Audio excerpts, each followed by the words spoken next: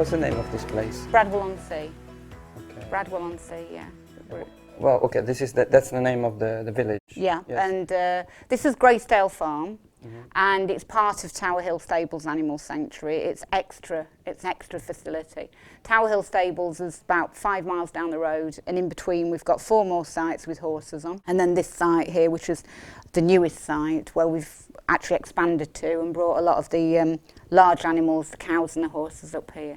But you'll be able to see them all. They're all out in the fields. This is actually the place where you spend most of your time? I spend most of my time here. Martin spends his time now down at the other site, and my parents live here with me. And the help of a few volunteers, we manage the whole thing. So it's a big project. Okay, so we just arrived. I would like very much to visit your place. Could you please show us a little bit? Yeah, come and look round. Yeah. So here are some of the horses. They're all in for different reasons. So if we start in the fields and then we work back round, there's some building work done here, making another pen for another pig to come. How big is this place? This is 42 acres altogether. So they've got 42 acres of grazing. And when we moved in here, it was beautiful grazing because it's not been used for 20 years. It's only had hay cut off it. But the unfortunate thing is, it wasn't fenced. So we've had a big project on, or these guys have had a big project on to get it fenced. And when you actually see the extent of it, what we've had done, you'll see why it was such a big project. How did you start this, I would say, activity? I've always done small-scale rescue, you know, had a few chickens, had a few cats, had horses at livery yards or farms. In 1996, one of the horses had a bad accident, nearly lost him. It was due to the farmer that I was keeping the horses at. He allowed people to go into the field and shoot. My horse, Oscar, he became impaled on a fence, ripped his hindquarter out, terrible barbed wire injury, and we nearly lost him. And at that point we said, we can't continue doing this. We can't continue spending all our money and giving it to someone else to just not look after the animals properly, basically. So that's when we went all out to try and buy a small place with some land, the maximum we could afford, to do the rescue. That's when we bought the other site, Tower Hill Stables Animal Sanctuary, which was literally just an equestrian property, a few acres of land and a bungalow. And from there on, it started to expand. The idea was always that I would stay at home and look after the animals, and Martin would go to work to pay for it. It's just grown from there, 25 years on or whatever, and here we are, expanding still. How do you manage training and working in this huge place every day? It must be a hell of a job. It is a big job. It's just discipline. I mean, I wouldn't suggest that somebody could just be plonked down here and do it, but it's grown with me, very organically grown with me. So now, I mean, I've always been an early riser, but I actually get up at 3:30 in the morning. That's the way I manage it. 3:30 in the morning? Yes. At what time are you going to 9, sleep? 10 o'clock at night. I'm lucky I don't need a lot of sleep. And this is every day, this is 7 days a week. Here we have the Highland cattle. When these cows came, funnily enough, they were going to slaughter. The 2 mothers were actually going to slaughter. Because they're very aesthetically pleasing, Highland cattle, people want an old Highland cow. If they've got a large property, they might want one of them to graze on the property. He was trying to look for homes for them. Unfortunately, the guy that was going to take them let him down. So he contacted me and said, will you take the 2 girls, the two females? And I said, you know, okay. And he brought them over, and his parting words to me were, they're not pregnant, don't worry. And then a few months later, Fernando arrived, and then 3 months after that, little Fritha arrived. So now we've got 4 Highland cows. It's really interesting with this breed. They're a native breed. They haven't been genetically modified in any way. And when you actually look at them, they carry only enough milk for their own babies. In fact, the day when they were born, I didn't realise that they were pregnant. We got an idea from the size of them, but all the animals here are quite rotund, so we weren't 100% sure. When they actually gave birth, their udders are very small. They're not, you know, they aren't massively overwhelmed with milk. What do they like most when you want to be kind with them? I honestly believe that they like the security of being around their own kind. They like routine. They're very much like humans. They only want what they need. They need food, water, shelter, but security and routine and no stress. If they're relaxed, they're very, very easy to manage. very easy to manage. And for instance, I can try to reassure them that everything's all right. They like to not be moved around, they don't like things to differ too much, they like a feed routine, they like to know when their food's coming, that there's going to be enough food. Just the security of knowing that they can wander in peace, that they're not going to be strangers around them all the time, that they've got the security of knowing who delivers the care to them, so that they trust you. If an animal as large as this wants to be aggressive, I can't manage that. I mean, they've got to want to work with you, and the way they want to work with you is through kindness. How do they show they are happy to see you? By doing what they're doing now, just sitting there. They're quite content to have you in their space. Okay. If not, they just get up and wander off. They would be, I don't want you here, I don't feel comfortable with you around me. Okay. They know that we're friends. Do they have any mimic like the dog with the tail, or I don't know? You can see by the eyes. It's more the eyes with these. I mean, just the very fact that they're allowing you into their space is enough. Individually, they've got little traits to show that they're happy to have you around them, but generally, they just like to just be with you. This is as big a compliment as a cow can pay you. What's the best way to approach an animal when he doesn't know you? Is it better not to look into his eyes, or is there any rule? To be honest with you, don't assume or presume anything. You can learn to pick up the signs of whether they're comfortable, whether you're pushing it a little bit too far. Work at their pace, not at your pace. That's the best advice. And each animal is an individual.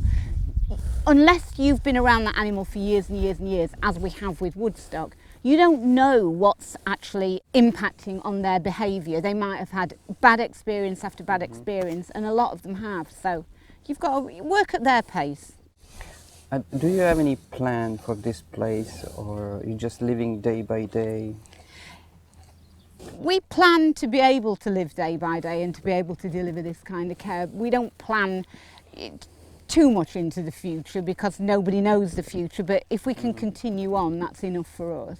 I don't want to expand forever because I like to deliver the care myself. I think that's the continuity of care is very, very important. I know these animals individually, so I know what somebody might think is normal for an animal, I know isn't. That means that I can deliver a special kind of care that other people couldn't. It's not an asylum, it's not just a business, it's their home and they are individuals, and I want them to be treated that way. So pretty much this is as much as I can manage. You know, I do everything. We've got the 6 sites, we manage it very much ourselves. With the help of volunteers. Do you have many volunteers? On a regular basis, no, we don't have any, but we do have work parties. We have people who volunteer regularly in terms of, they might say on a Thursday, I'm going to do this or I'm going to do that, but on a day-to-day, we don't have people coming in daily, no. People are always welcome to come. We are very, very careful about how we introduce people into their home, because we can't explain to the animals that today 100 children are coming or something like that. So we prefer to work on an individual basis, small groups of people, so it doesn't actually kind of impact on the animals too much, and actually we can explain to people rather than just them all coming and not having individual time to actually explain to them why we do things the way we do. So how many animals do you have altogether? Between here and the other sites we've got about 500. It's a lot. It's a lot of animals. It's very expensive. Between about £10,000 and £15,000 a month to feed them. Yeah, to do it responsibly. You've got to do things responsibly. You've got to. It's no good just taking animals in to a sanctuary if you can't deliver sanctuary to them. You've got to do it responsibly. What is the most important thing for you to make sand meats? Just generating funds and getting out there and getting the sanctuary. People know about what we do. You mean by donations? Yeah, by donations or fundraising events, whatever. And also actually now the most important thing is actually passing on this information of sustainability, educating people. I don't really want there to have to be a sanctuary. I don't want to run a sanctuary. I don't want there to be a need for a sanctuary to exist, but there is at the moment. Education is the way forward, I think, letting people come and interact individually with the animals and learn that these animals do have personality. Because we've got one step in the door. People accept that dogs and cats are part of their family.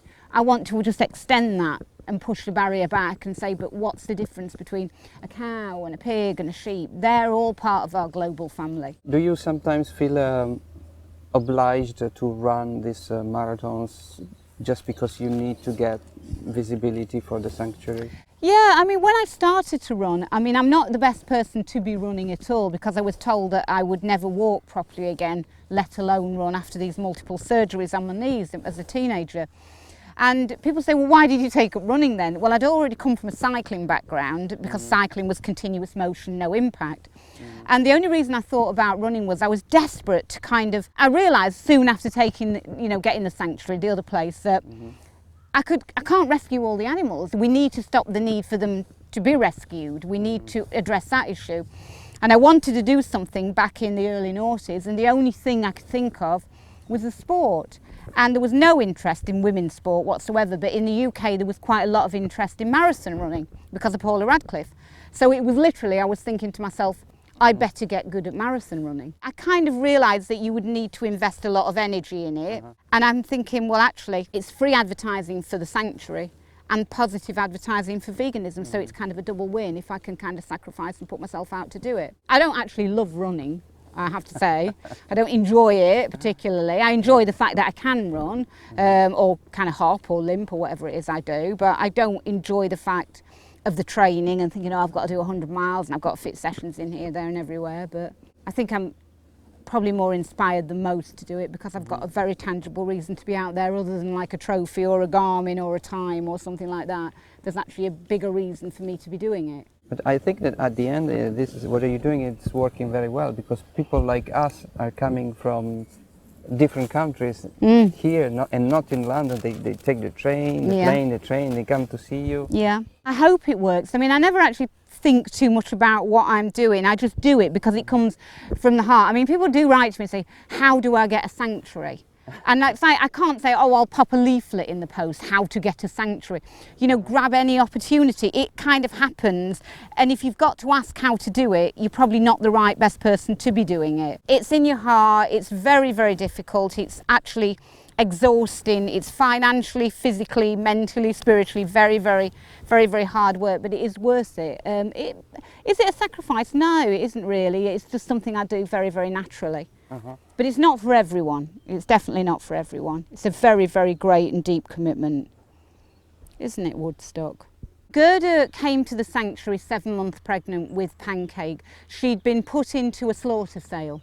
So she was going to slaughter and they had to declare the fact that she was pregnant because obviously cattle in markets are sold on their weight and they would consider that that was a falsity to sell a calf inside her because it's not meat, it would be a dead weight. Anyway, we managed to rescue her and she came to the sanctuary. She was absolutely frightened to death. She was very aggressive. We weren't 100% sure she was pregnant. We thought she was, and she gave birth to little Pancake 2 months later. She hid him to start with. She hid him behind a bale of straw, and I came up to feed everybody, and I kind of pushed my wheelbarrow along, and it was like double take, and there he was. She was extraordinarily possessive of him, to the point of she would literally go and attack you and try to really, really kill you to keep him away. And when the vet explained, she's probably had 7 or 8 calves in the past that have all been taken away from her immediately, so she's desperate to keep one calf, and now she's got a wish. There he is, little Pancake. But she's always there with him, just watching him. Do you have any kind of network among different sanctuaries? Yeah, obviously all sanctuaries are busy. All people who run sanctuaries are busy, but you do communicate for things like animals that need help or a home. If you can't manage or haven't got room, you might know somebody who has.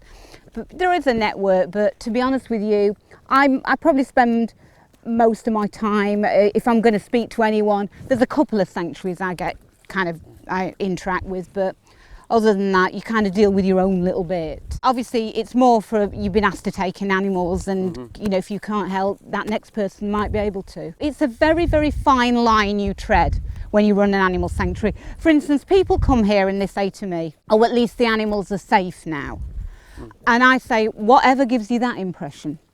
Well, they're here, they're safe forever. No, they're not. They're safe until something happens. They're safe until you get an outbreak of something.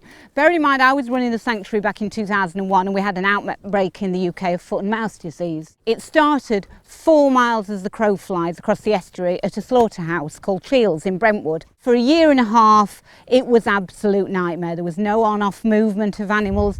And if it wasn't just if your animals were safe, if a farmer down the road got foot and mouth, then your animals would be in an exclusion zone and they would be culled. It was a horrible, horrible period of time.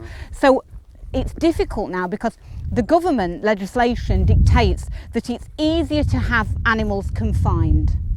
So if they're in big units or in intense units, if there is an outbreak and a disease outbreak, they can actually quickly shut it down. So they don't actually like places like this where animals roam freely. They'd rather have them behind closed doors for financial reasons more than anything. It's always very, very difficult. The cattle, the sheep, the pigs, they're part of the national herd. So I care for them, and what I choose to do with them is different to what 99.9% of these animals have done to them. But in essence, they revert back to the national herd if there is an outbreak. So they're never 100% safe. They're as safe as I can possibly make them, but I don't have jurisdiction over them, you know, entirely. That comes down to the government, you know, and if there is an outbreak of something, they will take them. There's nothing I can do about that. And we've got up to the sea in front of us. Yeah.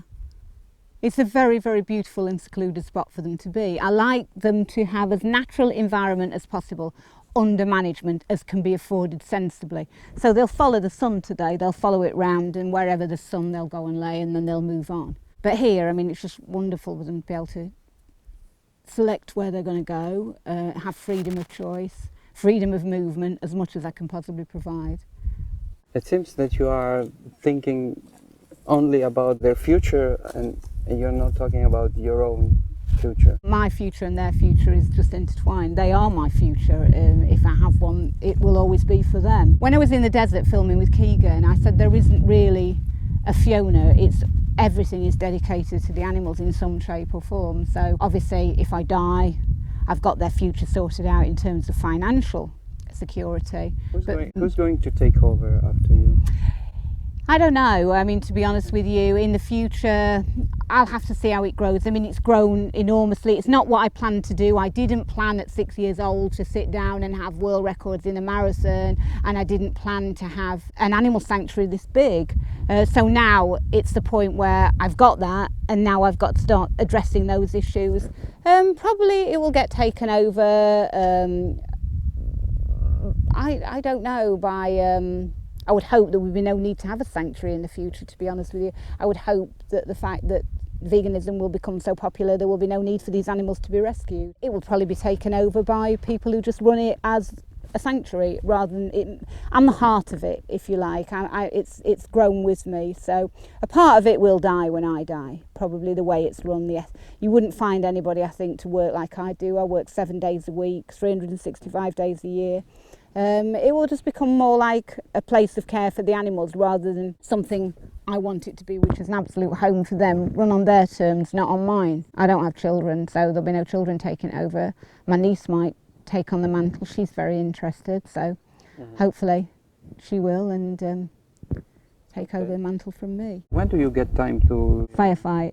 We're a retained station, so you are available when you're available and you're not available when you're not available. So I joined and I could be available at the weekends when Martin was around, or in the evenings when the animals have gone to bed, bank holidays or holiday times. But yeah, it's kind of a weird thing to...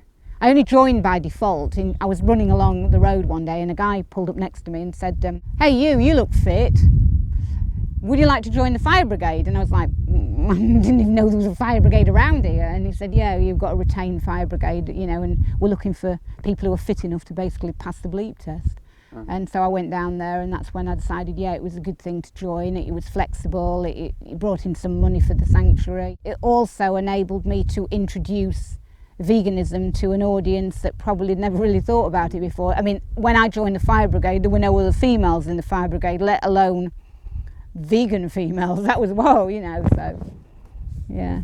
Do they ask them about your diet? Very much so, yeah, very much so. It's like, you know, but they know.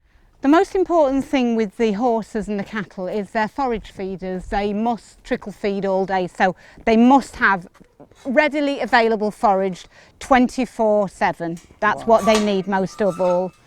This food, to keep the guts working, they must have access to this kind of quantity.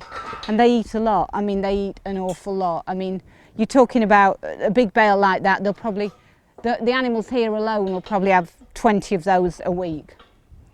So they do eat a lot. Why do they have to eat 24 hours a day? Their intestines are designed, they can't be sick. For an animal like this can't be sick. So if they aren't moving all the time, their intestines, they get colic. Colic is just an impaction in the stomach, and it has to come out through the back end. They can't be sick. They have to evacuate it through the rectum, so they have to keep moving. That's a demonstration English yeah, that's a demonstration. Pebbles, thank you very, very much. So their intestine is working all the time, all day long. pushing the food through. It must be pushed. Horses are susceptible to colic. They've got massively inefficient intestines. If they get colic, surgeries it doesn't work. They very often die on it. So the best way to do is keep them moving all the time. And why they can get the colic? Because their intestines are very, very long intestines, and at any point, very, very thin, it can get impacted in there, and they can't shift it. Then when they do get an impaction, the only thing they can do to rectify it, they tend to keep getting up and down and laying down and laying. Then they can twist even further, twist their intestines and make it even worse. So you just need to keep them on this kind of food and keep them eating all day. Good quality forage is what's most important. Olive hasn't been here very long. Farmer brought her because she'd had a calf. It had died inside her, and she nearly died herself evacuating the body. And he felt sorry for her basically. He was going to send her to slaughter, and he decided to send her, but she's had pneumonia. So this is a consequence of she's damaged her lungs, so she has a little bit of difficulty breathing, so the vet's coming tomorrow to put her on some more antibiotics, isn't he? But we did figure it might cheer her up to put the calves with her. Why they don't have horns? Some do, it's just a breed. Some are bred out, some of the horns have been bred out. I mean, a lot of these cows are genetically modified. They're kind of human-created breeds, especially the Friesians. They're just products of the dairy industry. I mean, they literally were snatched away from their mothers at a day old. I don't think they had colostrum, these little cows. They're very poor. 2 or 3 of them had pneumonia and we nearly lost them. So that's why they're kept separate. Hello, Dina, come on. Come on out. Running. Yeah. Running. They're expecting something to eat from you? Yeah, I mean, generally speaking, they expect good things when I'm around, so they come out on the off chance. Hello, sweetie. What's the right way to cuddle a pig? Any way you'd fancy, any way you fancy. They're very, very strong, heavy breeds animals, so you won't hurt a pig. You can't hurt a pig. And how can you tell if they are more intelligent than a dog, for example, like everybody is saying? You start to learn how, when they do things, they've got very specific requirements. They're very clean, very self-motivated. They know what they like and they don't like. They're very intelligent in terms of, they know, for instance, they see me, they come out. They know what they want, they know what they don't want. I mean, there are tests which prove they're equally intelligent or more intelligent than dogs. Obviously, I don't run those tests. You can only observe from what, I mean, I believe all animals have equal intelligence. It's really? just the intelligence in different specialisation of areas, you know. Yes. Intelligence doesn't have to be necessarily in terms of if you can read and write. It can be doing other things that I can't do, for instance. I like to treat them all with dignity and equality, and but what that level of equality is depends on the animal, you know. We spoke yesterday with Jordi, animal activist in London, and he was telling us that he studied behavior of wasps, and he found out that they are very, very intelligent. Yeah, they are. Yeah, I can believe that. In a sense, so, in their own context. Yeah. So I think we're very, very guilty of just, as human beings, of stereotyping. You know, there's one way of being attractive. There's one, you know, and I don't do that. You know, I think they're all beautiful, all equal. I think the biggest compliment these animals can pay you is to allow you into their world. Be relaxed about you coming there. be so secure in their environment that nothing you're going to bring is bad, no harm.